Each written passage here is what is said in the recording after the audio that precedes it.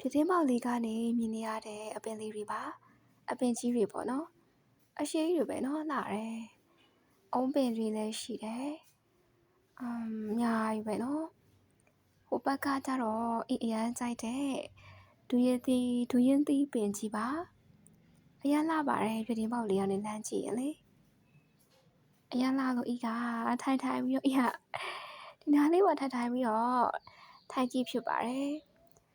လှလို့ပေါ့နော်လှတယ်စိတ်ပြီးတော့လေအရန်လှတယ်လေတိုက်လို့ရှိရင်လည်းအရန်ပဲပြတင်းပေါက်နားလေးကနေလို့ရန်ကောင်းပါတယ်အပင်စိမ်းလေးတွေဆိုအရန်သဘောကျတယ်လေအရန်သဘောကျပါတယ်အရန်နှစ်သက်လို့ပါ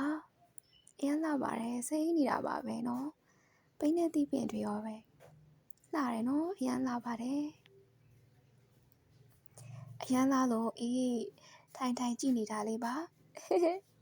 တရားလေးပြီးနားမှာဖွင့်ထားပြီးတော့လေအပင်လေးတွေနဲ့လီလေးကတိုက်အရန်နေလို့ကောင်းပါတယ်